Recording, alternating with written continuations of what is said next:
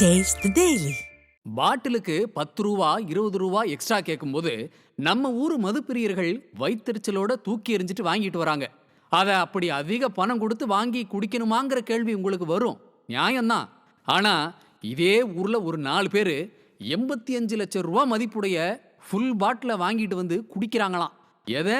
ஒரு ஃபுல் பாட்டிலோட விலை 85 லட்சமா அப்படின்னு நீங்க ஷாக் ஆகுறது தெரியுது. ஷாக்கை குறைச்சிட்டு மீதி கதையை கேளுங்க.